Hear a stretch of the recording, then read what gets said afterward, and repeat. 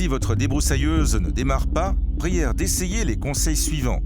Mais tentez quand même de démarrer une deuxième fois de manière habituelle avant d'essayer les conseils fournis dans cette vidéo. Si elle ne démarre pas, contrôlez d'abord le carburant. Si votre débroussailleuse a été à l'arrêt pour la saison, remplacez le carburant. Ceci est d'application si le plein a été fait à la pompe à essence. L'essence devrait être mélangée avec une huile 2 temps de qualité. Si vous utilisez l'huile 2 temps de Universal Powered by McCulloch, le mélange sera de 2%, ce qui équivaut à 1 décilitre pour 5 litres d'essence. Si vous utilisez une autre huile 2 temps, lisez les instructions fournies dans le manuel d'utilisation. Si votre débroussailleuse a été à l'arrêt avec de l'essence alkyle, pas besoin de la remplacer.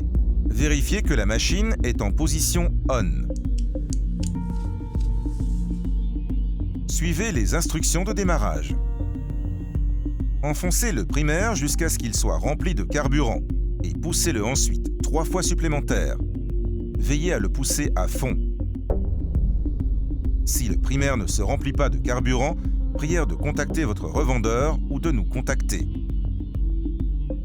Actionnez le démarreur et tirez la corde jusqu'à ce que la machine démarre.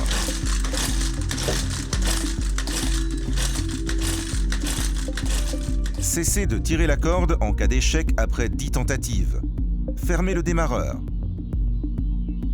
Si le moteur ne démarre pas, ceci peut être dû au fait qu'il soit noyé, c'est-à-dire que trop d'essence est arrivée dans le moteur.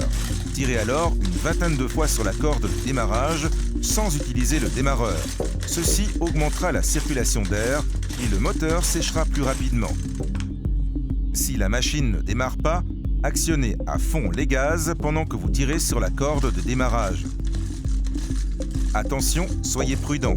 La lame tournera au maximum lorsque la machine démarre. Les moteurs équipés d'Oxy Power ne peuvent pas être démarrés lorsque la commande des gaz est activée. C'est pourquoi vous devez tirer la commande des gaz une vingtaine de fois avant de la libérer et tirer à nouveau. Si la machine ne démarre pas, vérifiez la bougie.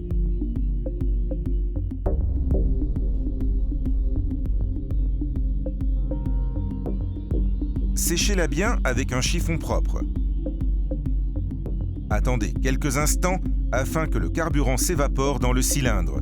Veillez à faire ceci dans un endroit bien aéré. Reposez ensuite la bougie et faites une nouvelle tentative de démarrage selon les instructions de démarrage.